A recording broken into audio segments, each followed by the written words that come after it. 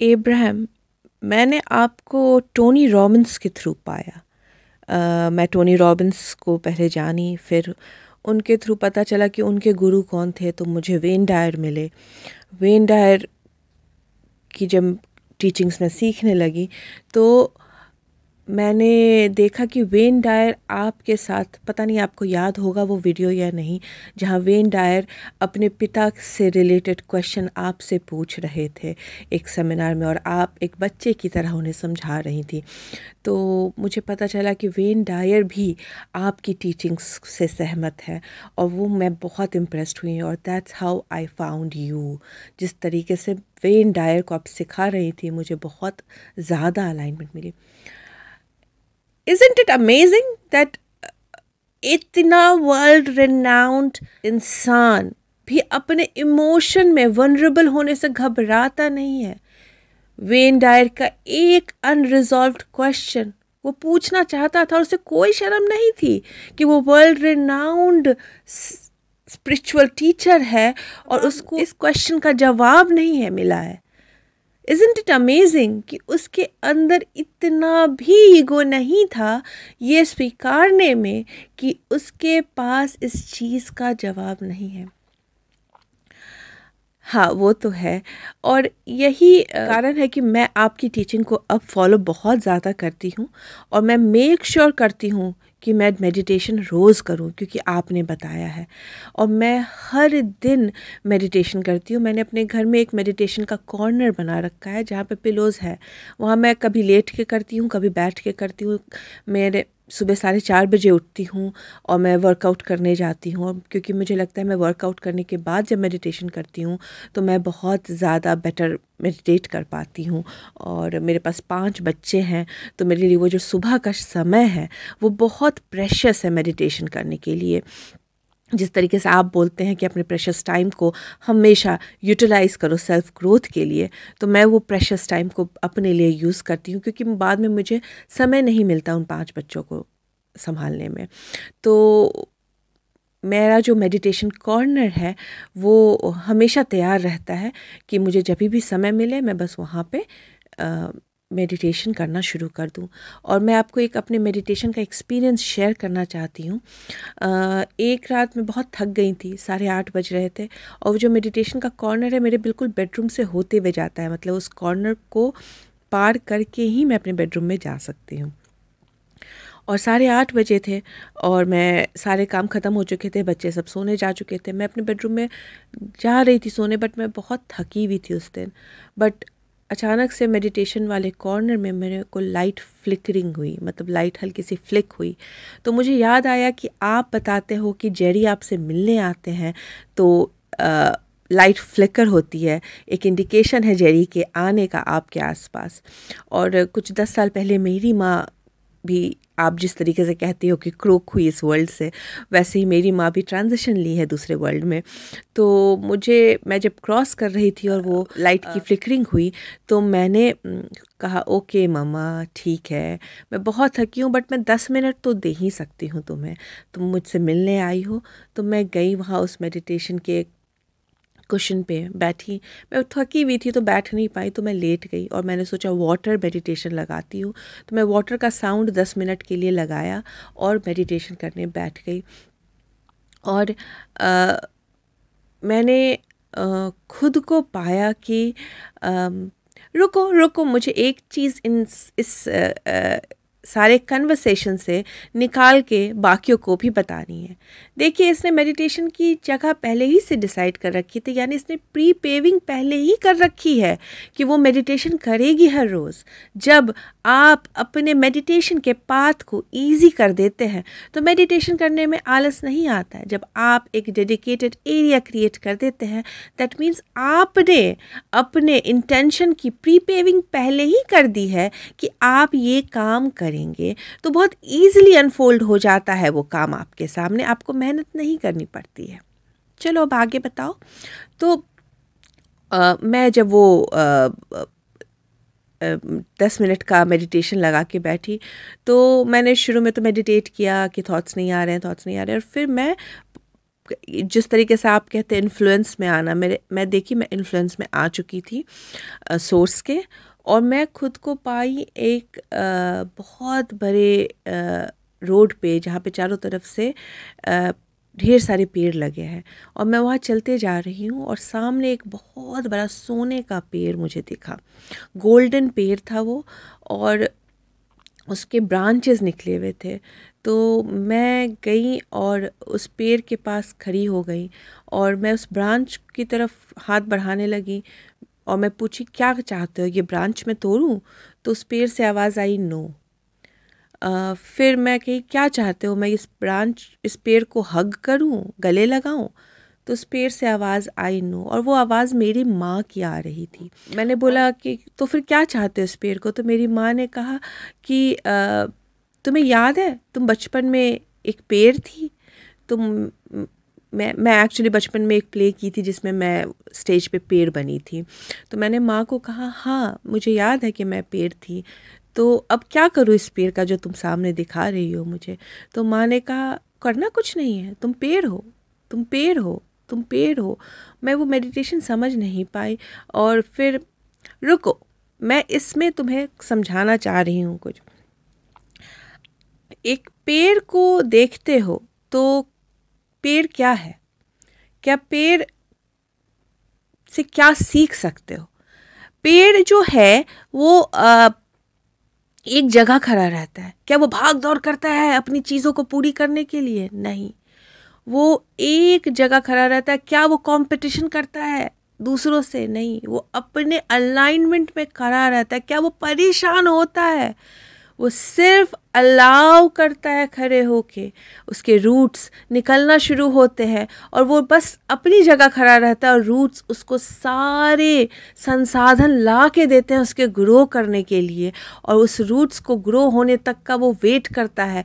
उसके पास इस चीज़ का इत्मीनान होता है कि वो ग्रो करेगा, और अपने अलाइनमेंट में खड़ा रहता है। वो परेशान नहीं होता है, चारों तरफ भाग भाग के अपने लिए पानी नहीं ढूंढता है। तो ये सारी क्वालिटीज़ हम पेड़ से सीख सकते हैं।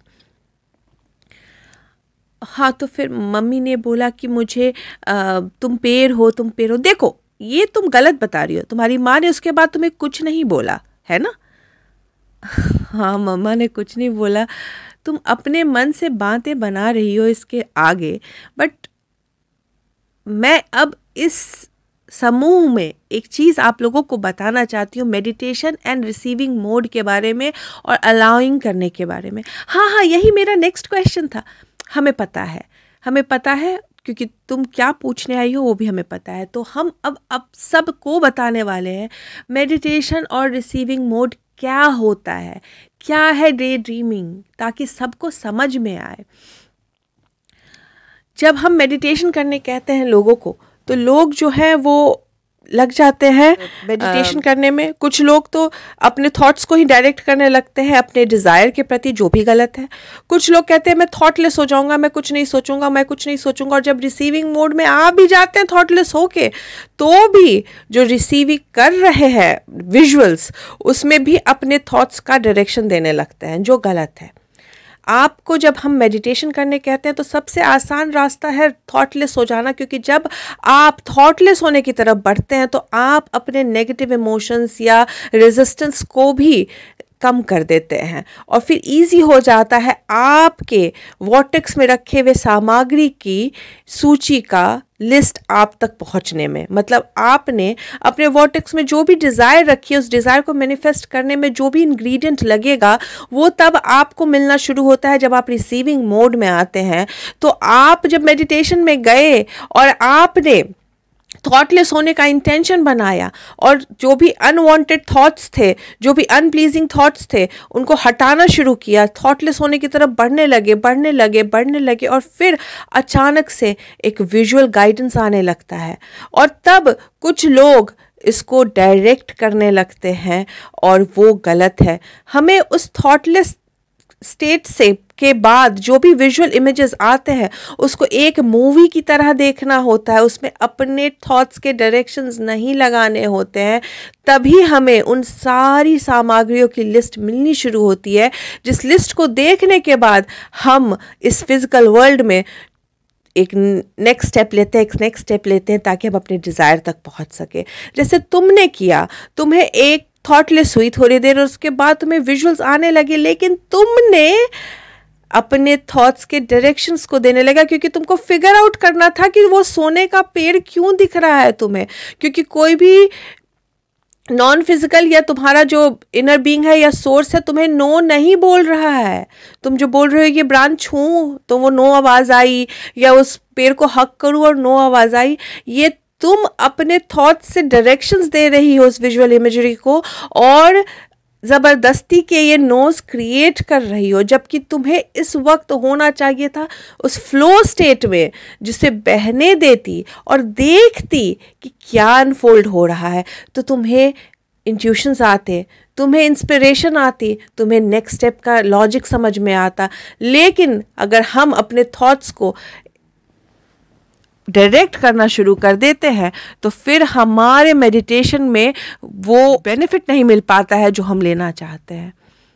तो मैं जब भी किसी को मेडिटेशन करने कहती हूँ तो कहती हूँ थॉटलेस हो जाओ। जब आप कुछ सेकंड्स कुछ मिनट्स थॉटलेस होते हो तो उसके बाद आपको एक गाइडेंस मिलना शुरू हो जाता है। बट जैसे ही लोगों को इस बारे में पता चलता है, जब लोग अपने मेडिटेशन के एक्सपीरियंस शेयर करने लगते हैं और लोग जब सुनते हैं तो फिर वहाँ पर भी अधीरता आ जाती है लोगों के अंदर। उनको डायरेक्टली उस रिसीविंग मोड तक पहुँचना होता है, उनको वो थॉटलेस स्टेट नहीं चाहिए होता है। और उस रिसीविंग मोड में जंप करने के चक्कर में वो क्या करते हैं, वो बैठ के मेडिटेशन में भी अपने थॉट्स को डायरेक्ट करके इमेज क्रिएट करने लगते हैं, जो कि मेडिटेशन नहीं है, जो विजुअलाइजेशन है। बट मेडिटेशन विजुअलाइजेशन अलग है। आप जब अपने आप को थॉटलेस कर देते हो तो एक डे ड्रीम जैसी चीज़ें क्रिएट होती है जिसमें आप के लाइफ की प्लीजिंग थॉट्स अनफोल्ड होना शुरू करती है और आप एक मूवी की तरह उसको देखते हैं और उसका डायरेक्शन आप अपने थॉट्स के द्वारा नहीं करते हैं, सिर्फ एक दर्शक की तरह उसको देखने लगते हैं। तो ये होता है रिसीविंग मोड में आना और thoughts and inspirations and guidance को रिसीव करना, जो शुरू में एस्टर भी करती थी। शुरू में एस्टर आती थी, वो बैठती थी और उसको तुरंत गाइडेंस नहीं मिलता था, लेकिन वो शुरू में क्या करती थी, जैसे उसको रिसीविंग मोड में आती थी तो उसको लगता था नहीं नहीं नहीं नहीं ये मैं क्या कर रही हूँ, मुझे थॉटलेस होना है, और उस रिसीविंग मोड को भी हटा देती थी। या फिर कभी वो रिसीविंग मोड में आके खुद ही से डायरेक्ट करने लगती थी और हमारे मैसेजेस को सुन नहीं पाती थी। फिर धीरे धीरे प्रैक्टिस करते करते उसको समझ में आया कि मैसेज को बहने देना है, मैसेज को डायरेक्ट नहीं करना है। तब उस 10 मिनट 15 मिनट 20 मिनट 30 मिनट के मेडिटेशन में आपको गाइडेंस मिलना शुरू हो जाएगा। जब हम लोगों को सिखाते हैं तो लोग बोलते हैं कि इब्राहिम आप लोगों को सेल्फिश होना सिखा रहे हो, इब्राहिम आप लोगों को अपने बारे में सोचना सिखा रहे हो। तो हम बोलते हैं क्यों नहीं सिखाए लोगों को सेल्फिश होना। आप जब तक इतने सेल्फिश नहीं होंगे कि अपने इमोशंस को गार्ड कर सके, अपने वेलबीइंग को गार्ड कर सके, तब तक आप कभी भी रिसीविंग मोड में नहीं आएंगे। और जब तक आप रिसीविंग मोड में नहीं आएंगे आप वैसे ही किसी के हेल्प के लायक नहीं हैं।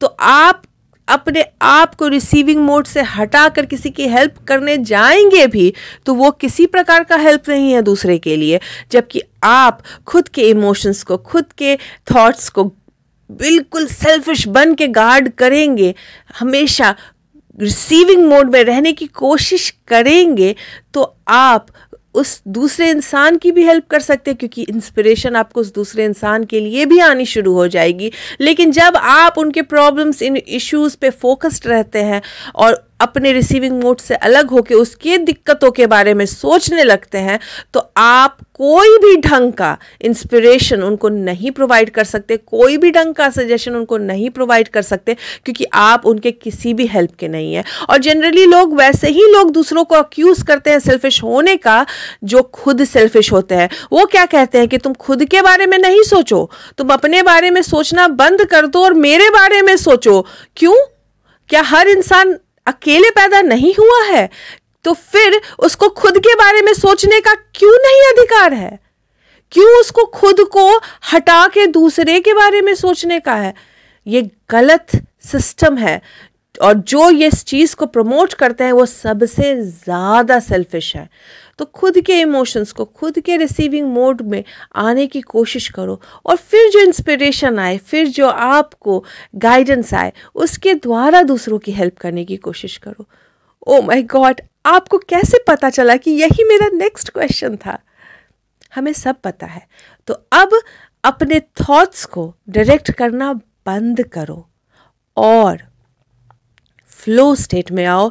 यही सही तरीका है मेडिटेशन करने का, और यही सही तरीका है उस गाइडेंस को रिसीव करने का जिसके कारण हम लोगों को मेडिटेशन करने कहते हैं। और अपने इमोशंस को हमेशा गार्ड करो, और ना ही दूसरों को ये बोलो कि तुम अपने बारे में सोचना बंद करके मेरे बारे में सोचो, और ना ही दूसरे के लिए ये करो कि तुम अपने बारे में सोचना बंद करके दूसरों के बारे में सोचो। खुद के बारे में जब सोचोगे एक पेड़ की तरह, अपने अलाइनमेंट में रहोगे, तो तुम्हारे रूट्स तुम्हारे लिए सारे संसाधन ढूंढ के लाएंगे, और तुम्हें उस वेलबींग का पता चलेगा जो ये वर्ल्ड बनाती है।